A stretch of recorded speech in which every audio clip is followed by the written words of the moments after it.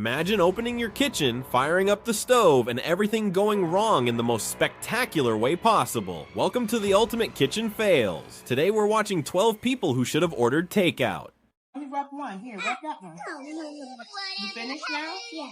A little girl stood at the kitchen counter, both hands deep in a glass dish of raw chicken and marinade. She was helping. She was happy. She was pressing drumsticks into seasoning like a tiny sous chef with a bright future. For 12 full seconds, everything was perfect.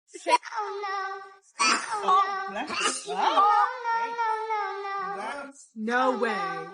Then it hit her, the marinade, the raw chicken juice, the sticky cold reality of what her hands were actually touching. Her expression shifted from joy to horror in real time. The slow dawning of a child who just learned that cooking involves touching things. No way, no way. She wasn't crying from pain. She was crying from betrayal. The chicken had deceived her. The adult behind the camera didn't warn her. And the background music, on some cheerful track completely oblivious to the unfolding tragedy, made the whole scene feel like a nature documentary about consequences.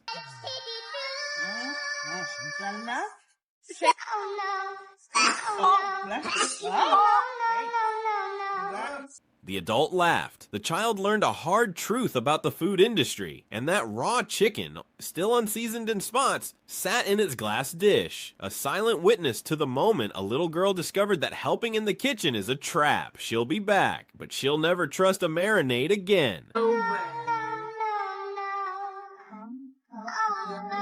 A man attempted to flip a massive pot of stuffed dolma onto a serving platter in one confident motion. Confidence, high. Execution, catastrophic.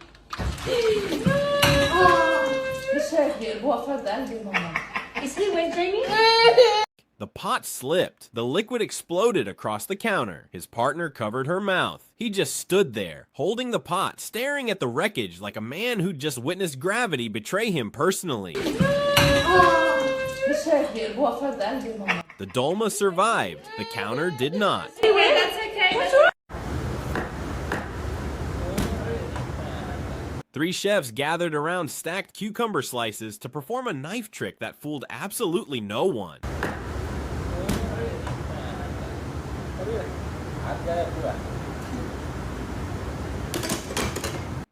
Chef 1 pushed the knife down, snapped their fingers. The cucumbers, already sliced, appeared. Everyone celebrated like they'd pulled off a Vegas heist. The illusion was terrible. The commitment was flawless. Jesus Christ, me bring home girl in me yard. Thought boy she a big chef and things. A man brought his phone into the kitchen to document what his girl cooked. The pot of rice and peas looked like it had given up on life. Jesus Christ. Say my wife material. Say she a wife material. Look at that. Say she wife material. He stirred the rice. It didn't help. He called it disgusting. The rice agreed. She a wife material. Look at that. Lord God, man. Disgusting.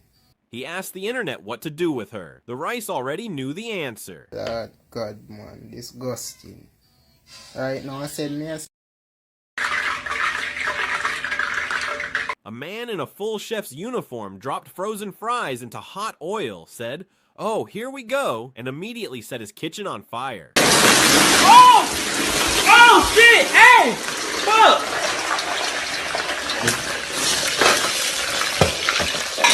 The oil overflowed. The flames erupted. He grabbed the burning pot and shook it, because when fire meets panic, panic always wins. The grease fire climbed higher. He screamed for help. The chef's uniform had never looked more ironic. Hey! Fire! Turn around, bro! He survived. The fries did not. Hey! Fire! Turn around, bro!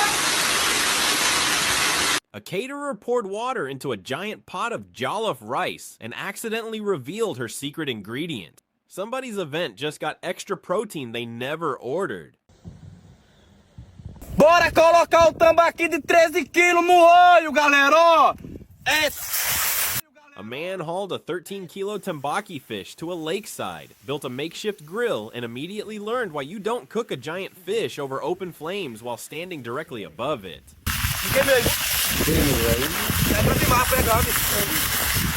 Vai, encosta aí, Lucas, encosta aí. Pra caralho aí. Rapaz! Faz arte que eu quero. Vou aí, Padinho. The fire erupted. His arm hair vanished. His eyebrows took damage. He retreated into the lake. The fish still cooking. The flames still raging. The man now half submerged and rethinking every decision that brought him here. I burned my whole face, he said, showing the camera his singed beard like evidence in a court case against his own cooking setup.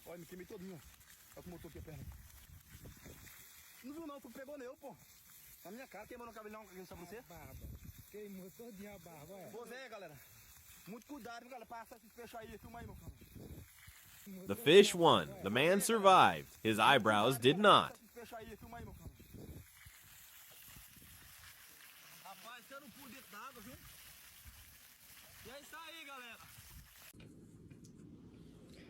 Oh no.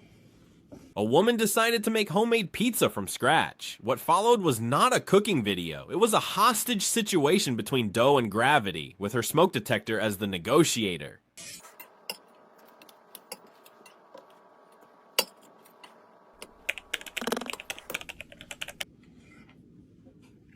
This is not good.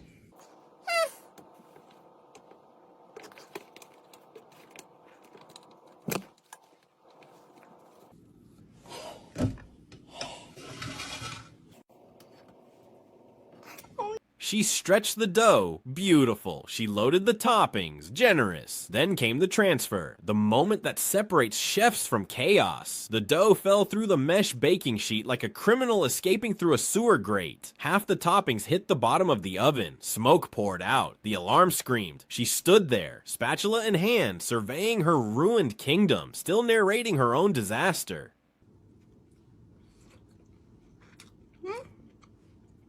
Pretty dang good. My mom texted me and said, make dinner tonight. I said, oh, don't worry.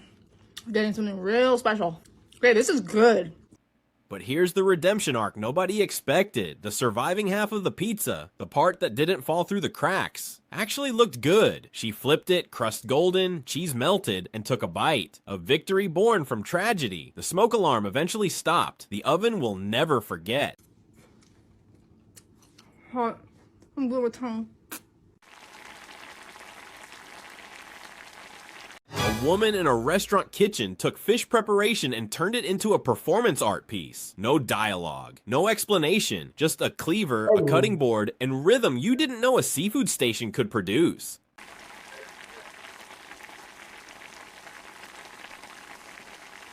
She hacked, flipped, and chopped that fish with the precision of a surgeon and the swagger of a headliner. Every strike landed on beat. The snap zooms made it feel less like dinner prep and more like a music video where the fish was the villain. She wasn't just filleting, she was storytelling with a blade.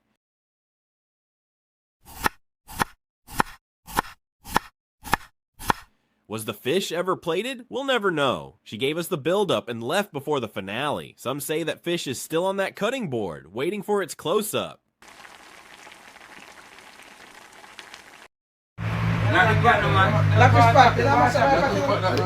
Three men gathered around a makeshift outdoor hearth, staring at a large metal pot that had fused itself to the base like it was welded on. One hammer, one wooden dowel. Zero plan. Are you recording on this scene? That's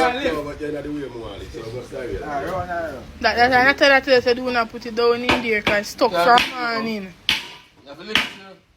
The debate started immediately. Strategy, angles, who hits what? One man took the hammer to the rim, while the others supervised like civil engineers on a collapsed bridge. The pot didn't budge. They tried again, harder. The hammering turned rhythmic, almost desperate. Voices overlapped. Instructions flew. Nobody was in charge. And somehow everybody had a plan. At the 30-second mark, the tension peaked. This was no longer about lunch. This was about pride.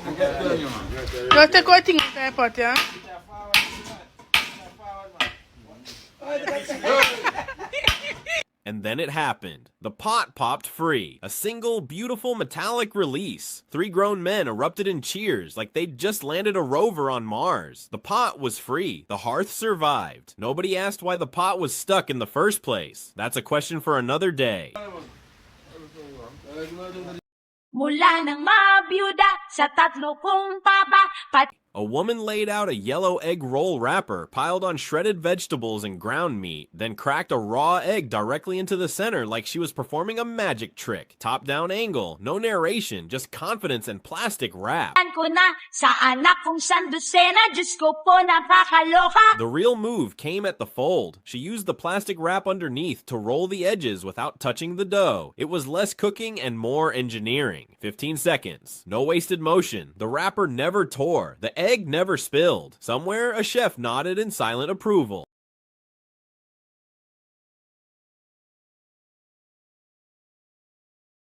And then the video ended. No finished shot, no golden brown reveal, just raw potential on a cutting board. The egg roll's fate remains unknown. But that fold lives rent-free. Ang aking tanging ina. The recipe you gave me has pasta water in it. A woman was following a recipe, saw pasta water in the ingredients list, and drove to the grocery store to buy it. Not metaphorically, she literally searched the aisles for bottled water that had touched pasta. When the store didn't carry it, she recorded a video asking where to find it. The recipe you gave me has pasta water in it, but my grocery store doesn't sell it. Holy fuck on a spatula. Did you just say that out loud? Pasta water isn't something you fucking buy at a store, dumbass. The split-screen reaction said everything. The second woman, mid-laugh, barely breathing, delivered the line that echoed through every kitchen on Earth. Pasta water isn't something you buy at a store, dumbass. It's the water you boiled the pasta in. It's free. It comes with the pasta. The pasta creates it. That's the entire system. Holy fuck on a spatula was the only appropriate response. Part disbelief, part genuine concern for the future of home cooking. On a spatula. Did you just say that out loud? Pasta water isn't something you fucking buy at a store, dumbass.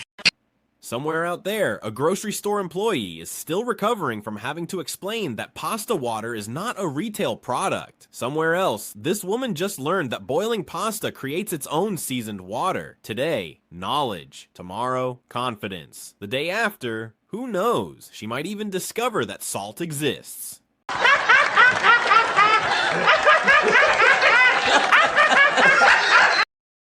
That's the tape. If you made it through without wincing, you're stronger than I am. Drop it in the comments for your favorite disaster. Subscribe. We'll be back with more chaos.